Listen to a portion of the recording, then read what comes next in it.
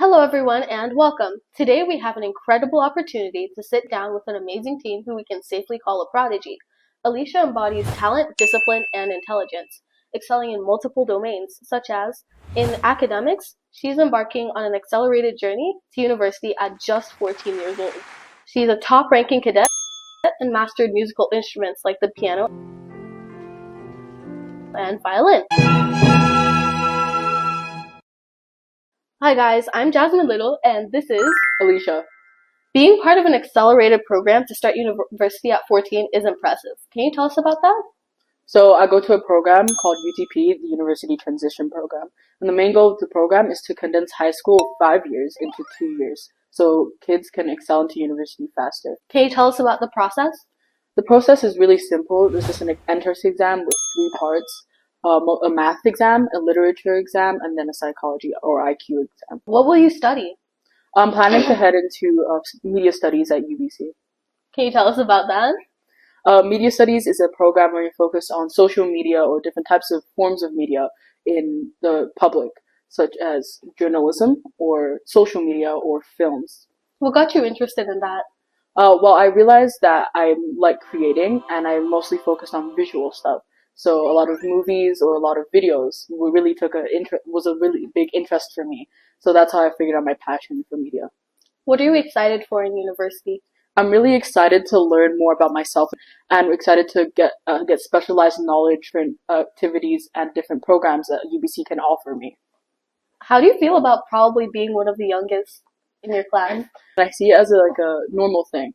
Well, I've mostly just been a younger person. I was accelerated a grade in my elementary school. So I've never really thought about age as a really big thing for a lot of learning or academics. So when I enter university, I'll just think it as a normal thing. I'm there to learn. Age isn't really a thing.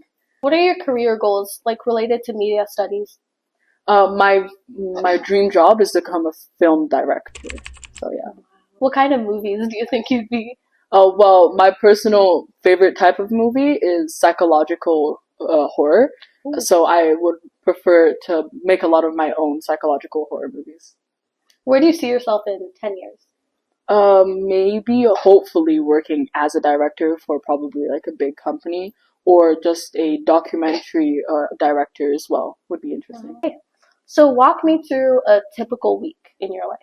Mondays, school, I'm still a kid, so I go to school. And I have cadets on Mondays. I do cadets 2 times a week. And for 6 hours, that's 3 hours on Monday and 3 hours on Thursday. Then a Tuesday, I just do a lot of math classes and studying because my school is very tasking most times. So that's why I normally do days a week on Wednesdays, Thursdays, and Fridays. Fridays, I have a community event at a place called Ethos Lab. So I go there and hang out with a bunch of people that have a lot of different goals, and we normally just talk and hang out about what we're doing in school just to catch up. Everyone in Ethos Lab helps you succeed in your goals.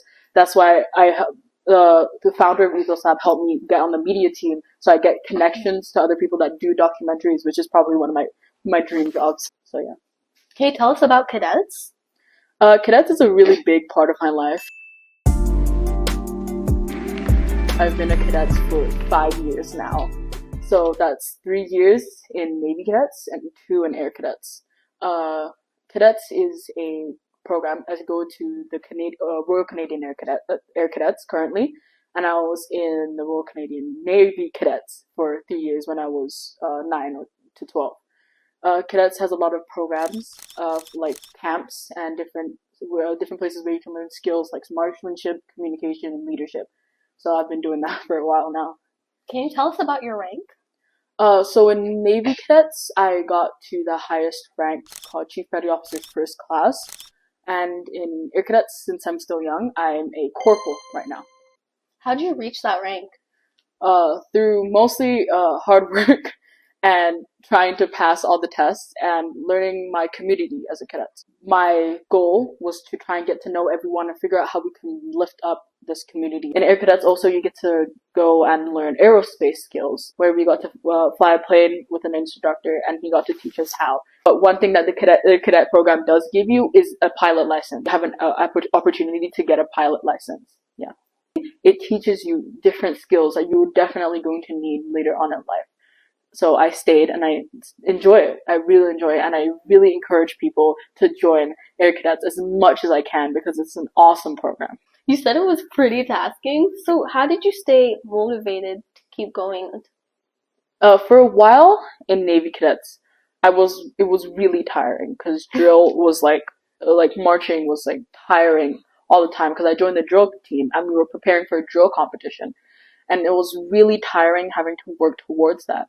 But then we did it and I felt very accomplished, and I was like, this feeling of accomplishment along with my peers since we finally did the drill competition, this is what I get from it, and I was just motivated to do more, which then eventually led me to leading the drill competition, which made me the commander of the drill cadets, and I was just really happy about that.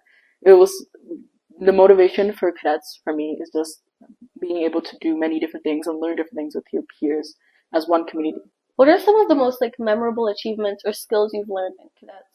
In Navy Cadets, a lot of my officers supported me, and that eventually led me to get one national cadet award. You're very accomplished in instruments like the violin and the piano. So can you tell us about your journey in the orchestra?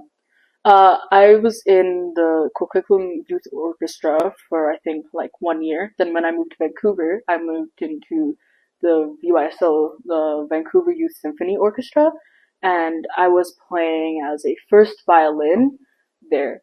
I like the orchestra. It's a way to build community as well, and it also allows people to express themselves with instruments. I play 3 instruments, piano, violin, and saxophone, and I like all of them. I have classes on Saturdays. So I do music theory classes, piano classes, and violin classes, and I kind of self-taught myself saxophone. So I don't take classes for that. It's more like a passion project, really. Do you think you'll be working with music in your media projects? Yeah, probably. Yeah, a lot. One film project I'm working on right now is no dialogue. It's just the music and a character.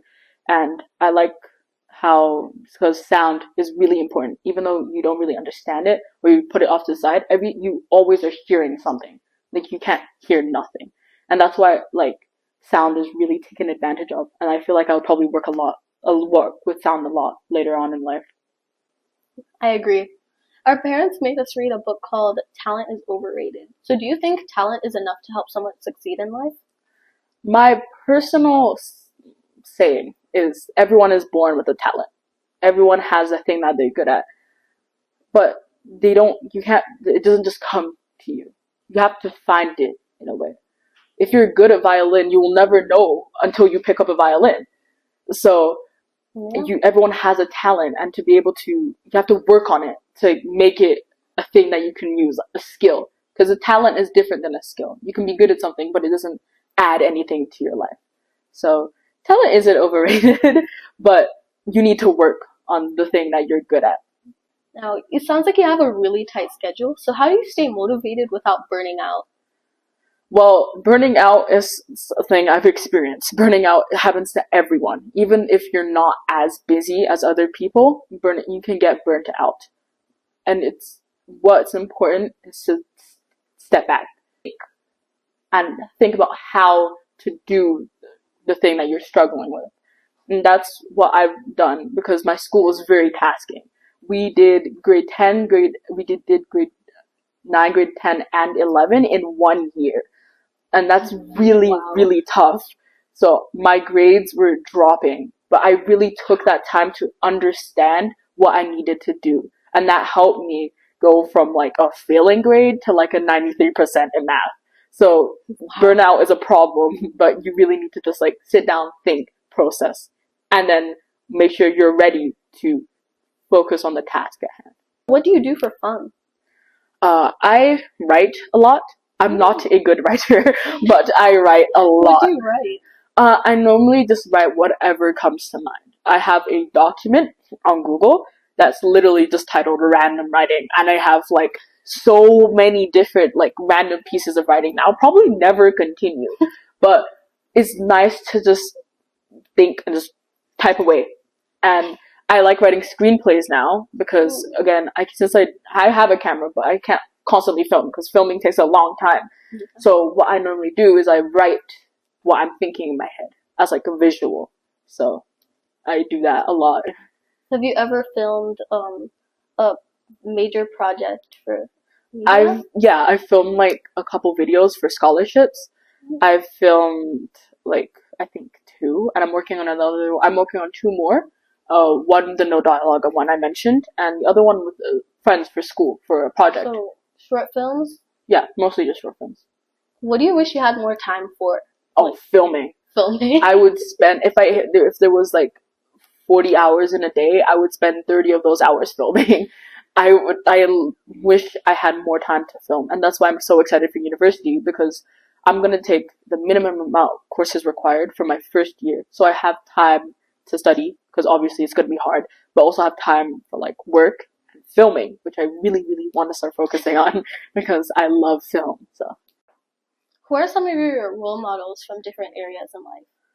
when I was younger, I'm still now a guy called Neil deGrasse Tyson. He's a black astrophysicist, and the way he talks is just so like engaging.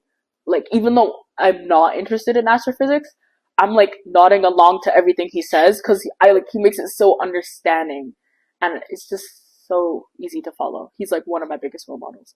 Another really big person in my life is my mom because like half of the time she doesn't even understand what I say to her because like I'm just literally just yapping like all the time, but she listens. Sometimes she might not because she gets annoyed and I don't blame her. But like she's there to just listen and understand and be a mother. But I'm really grateful for that, even though sometimes I don't say it, but I really am. Who's one of your main role models in cadets? My Navy cadet officer, he is like the best man alive. Like he's supported me in so many different things. He's written me so many different reference letters for so many different scholarships. My schools, university, he gave me one of his air rifles because I was interested in range, and he gave it to me, and I was like, he's like one of the most supportive people ever. He gave me I like collecting coins, like military coins, and he gave me one from the Queen's coronation, and like only like 50 people have those, and I'm one of them. So I really really appreciate him because he just helped me so much. He saw me for who I am. He literally made me the highest ranking cadet in my corps, and he's still supporting me now. You haven't mentioned, where do you get support in music or in orchestra? My mom is one of the best musicians I know. She is so good at playing piano. Like she's one of my biggest role models for music.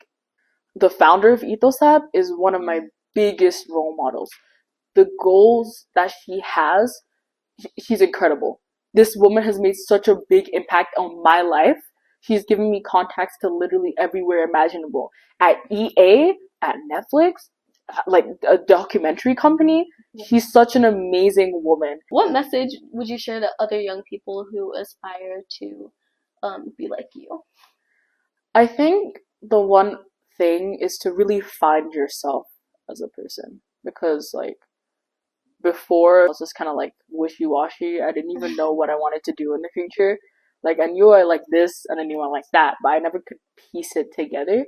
So my message is really find what you like and reach for it, and don't let anything stop you. Well, thank you. This is Alicia, a teen prodigy who has risen to the highest rank in cadets, has mastered piano, violin. It's an accelerated program to start university at just 14. We're so glad to have you on our channel. Thank you. Don't forget to like, subscribe, and smash the notification bell. Bye!